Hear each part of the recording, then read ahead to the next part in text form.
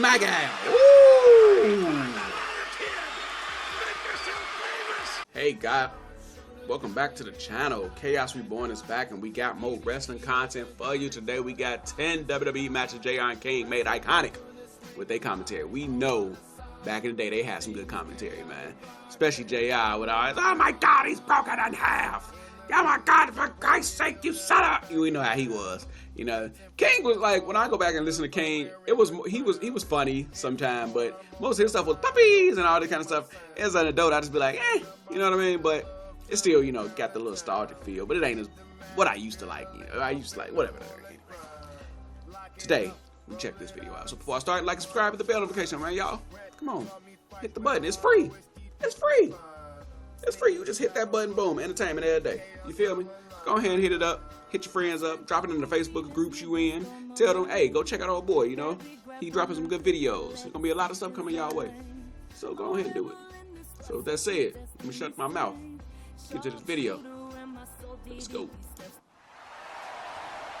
1, 2, is this on? JR and King were the soundtrack to the greatest era in wrestling history.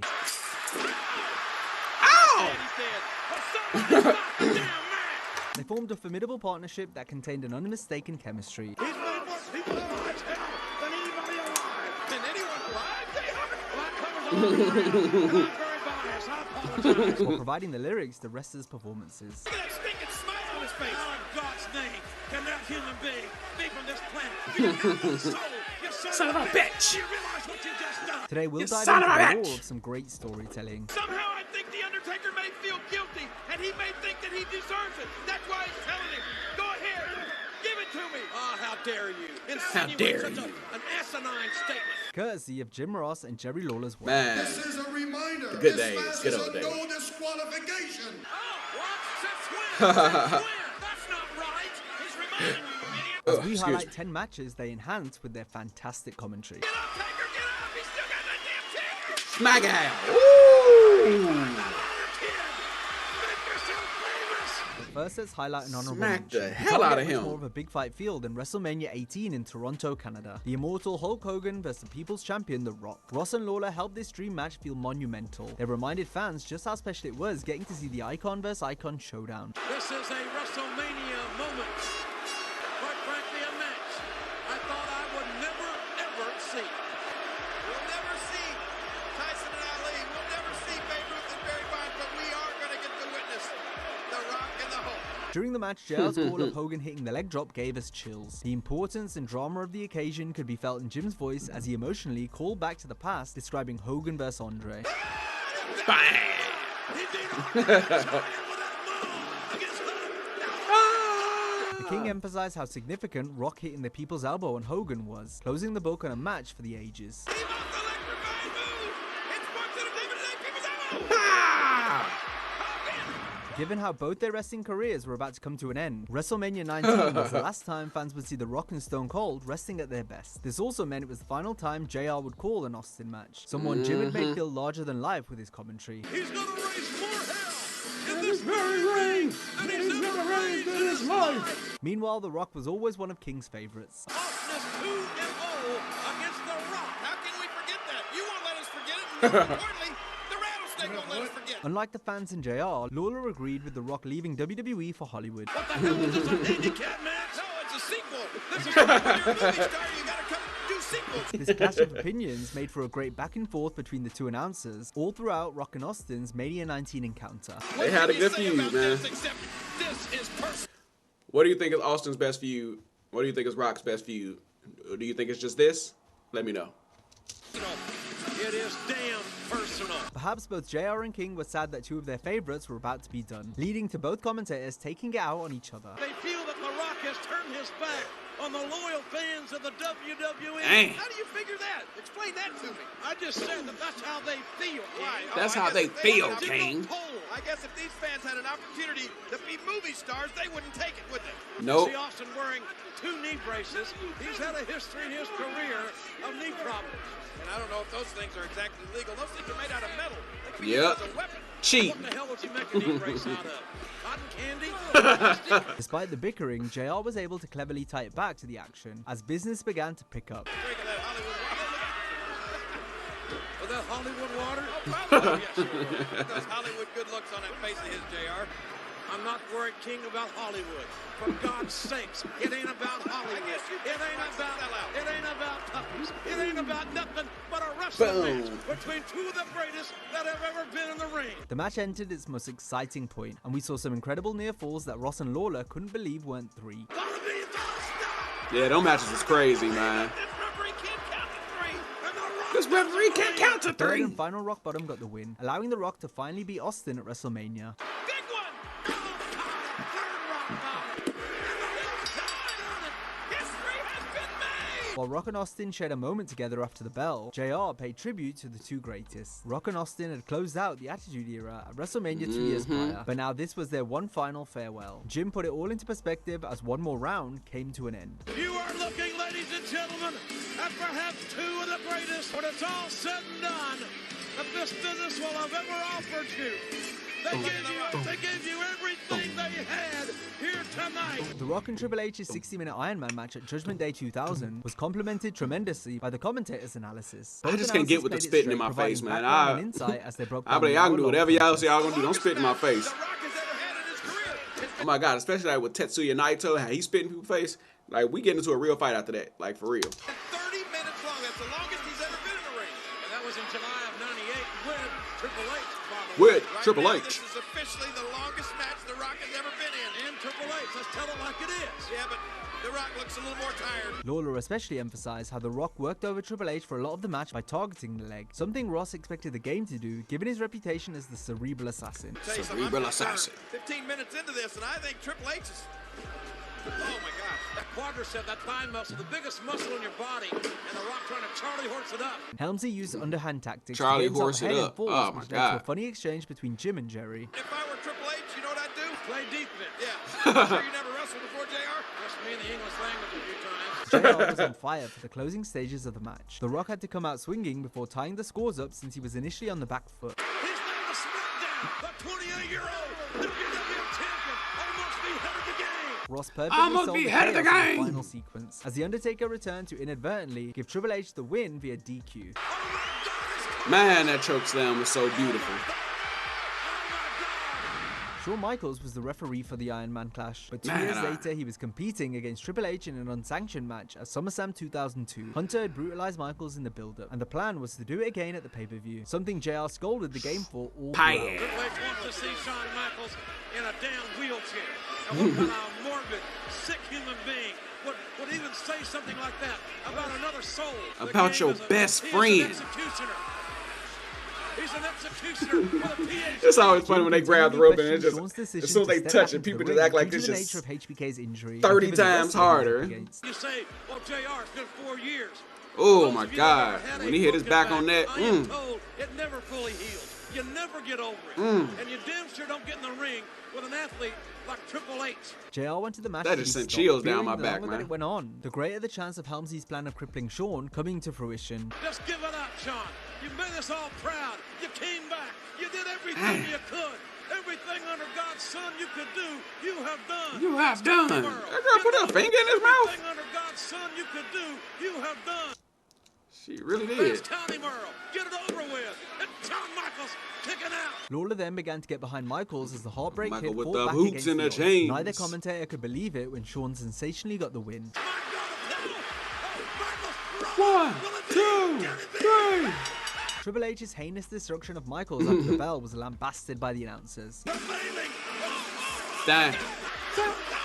Even the heel king said it was uncalled for. Dang. Are you proud of yourself now? Look at that stinking smile on his face. Look at that stinking smile on his face. That human being from this planet. How can he? Does he have no conscience? Does he have JR be talking, boy. no soul? You Son of a bitch. Do you realize what you just done? You son of JR a was bitch. also behind Shawn at WrestleMania 22, but this time for different reasons. After Vince McMahon had publicly fired and humiliated Shawn on the television worst. in the months prior, the creative for that storyline was poor. And Man, ended they be without having Linda out there looking terrible. You heard it! You're fired! You're fired! Mania 22, however, Yeah, was JR's return. The only form of physical revenge Jim would get on McMahon would be through Shawn in the no-holds-barred clash. He is headed to hell. It's Mr. McMahon. Vince was big as hell, man. I don't think he can wait to get there Boom, so he can boom, take over. bada Verbally though, Ross took aim at Vince during the match while Lawler did his usual sticking up for the chairman. You're a 60-year-old man showing your ass on worldwide television. He's just middle-aged. It was a one-sided maul. He's just middle-aged. Waste to McMahon, much to the delight of JR. Vince! Damn. Sean could have ended things. I always say what you want, man, but he was willing to do everything he sent them out there to do. And you got to respect that at some point, you know. His backstage actions I can't rock with, but anytime. hey, Jim, he did what he did out there. To stop since he was having so much fun seeing Vince get destroyed. Welcome to Home Depot. King called out Ross for being so biased, but even outside the kayfabe realm, the stuff Jim was saying rings true. He's made more people alive hell than anybody alive. Than anyone alive. I wouldn't have been doing that one either. And I'm very biased. And I'm very biased. Chest size is 666. McMahon obviously lost the It's match, just- but much to JR's dismay, Vince was still alive by the end of it. He has been battered bloody, but he's still And I breathing. got that finger up. Boom, boom, The main boom. event at Over the Edge 1998 saw Vince stack the deck against Stone Cold Steve Austin. The Rattlesnake defended the WWF title on the night against Dude Love. The chairman made himself the special referee, while the Stooges, Patterson and Briscoe lurked at ringside. The stipulation stated that Austin could not attack McMahon, and Vince's hand had to count the 3 for the match to end. The crowd was electric for what was a signature Attitude Era style main event, and one of the very best at that. We got to see the trademark juxtaposition between Ross and Lawler on commentary as McMahon and his goons kept trying to screw Stone Cold. This is a reminder that this match is a no disqualification. Speak no evil, see no evil, hear no evil. That's not right. This is a reminder. In this match, falls count anywhere. They just making it up as they go. JR was the voice of the fans and King was the corporate suck-up. Damn. The Undertaker intervened on Steve's behalf, allowing Austin to win as JR rejoiced. Said Vince hands had to count it.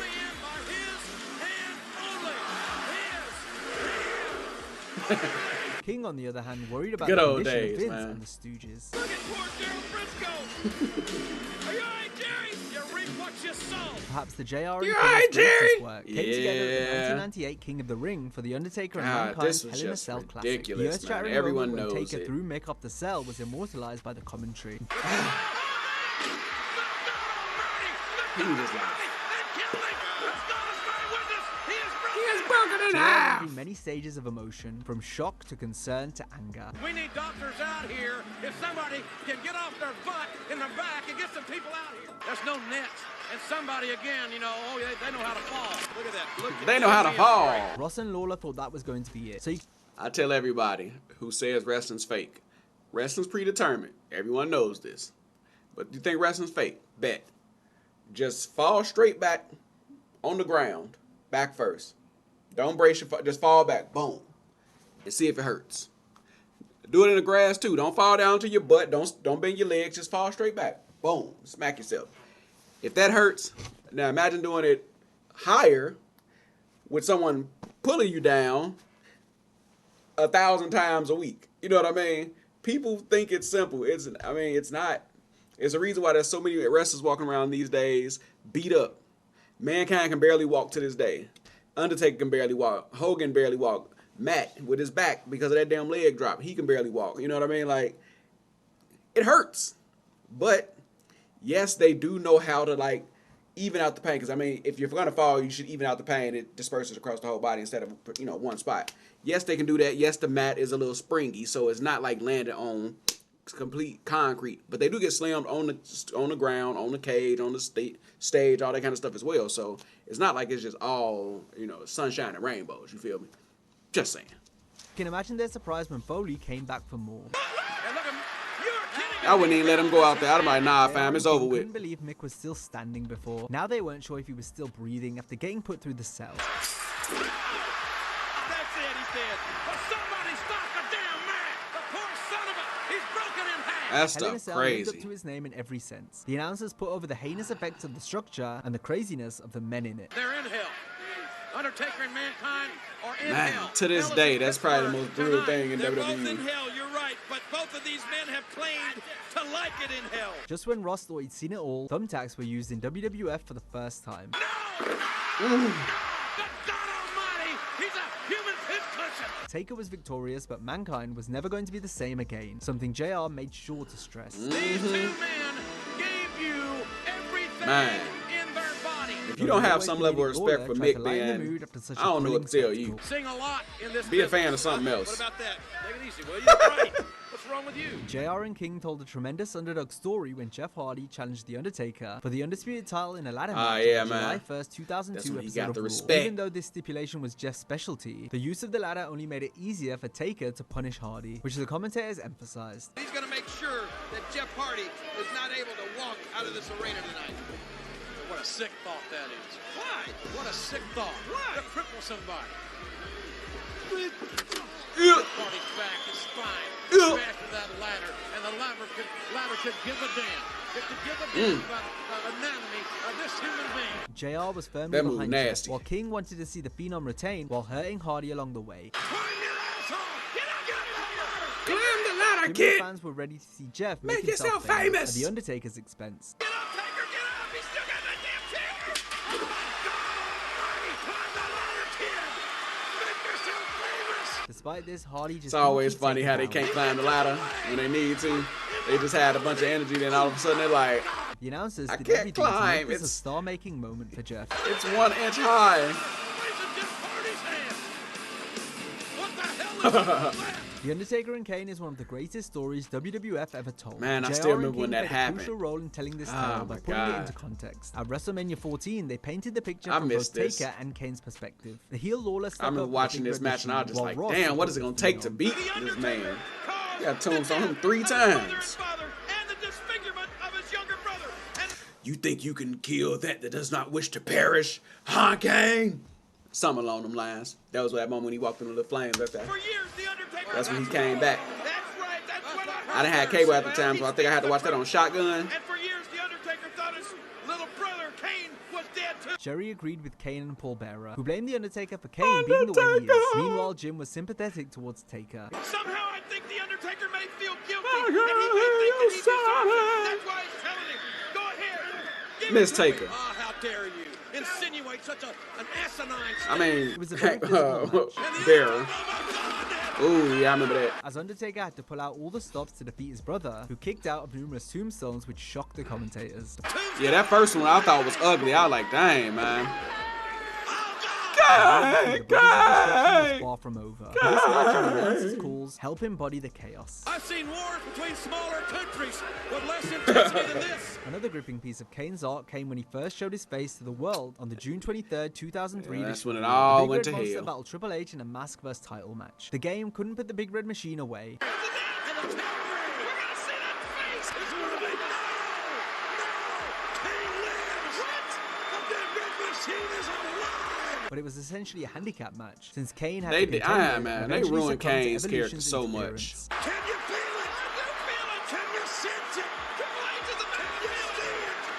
Oh! King They was just on the side of ruined his Triple H, character, while also man. wanting to finally see what Kane's face looked like. JR was naturally against the game, but also couldn't bear to witness the tragedy and pain of what might be lurking behind the 7-foot monster's mask. This may be one of the things that I need to look at through a pinhole in a box. I want to put the kids to bed. I'll tell you, he's gonna do it.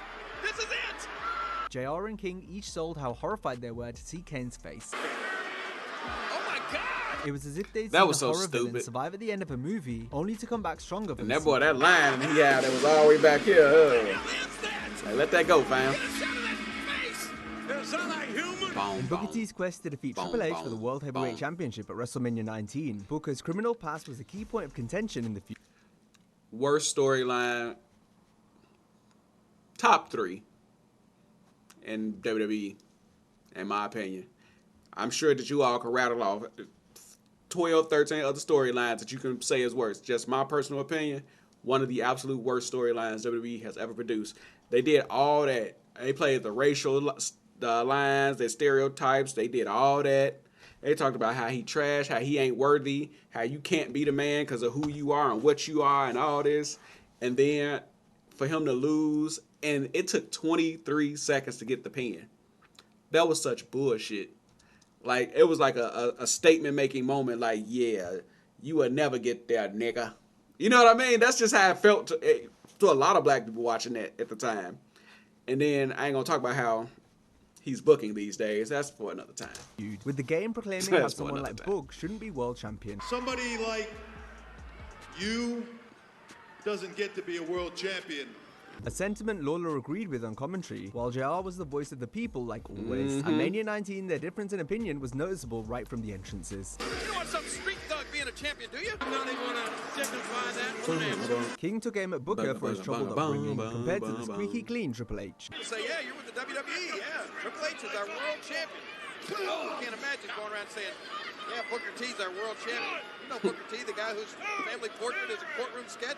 Wow. JR cleverly fired back, referencing Lawler's run-ins with the law. People don't hold it against you for some of the mistakes you've made. You're not a stranger to a courtroom. The announcers then circled back to the game's prior comments about Booker. As You heard Triple H himself say that people like Booker T won't ever be champion. What does that mean? People like Booker T. What kind of people is Booker T? Well, he's a very good, okay, I'm going to tell you, he's a very good second-rate wrestler. Jim continued to will the 5-time WCW champion on, Lawler's constant anti-Booker and pro-Triple H sentiment began to annoy JR more and more. He's doing the gentlemanly thing. Help him out, Nate.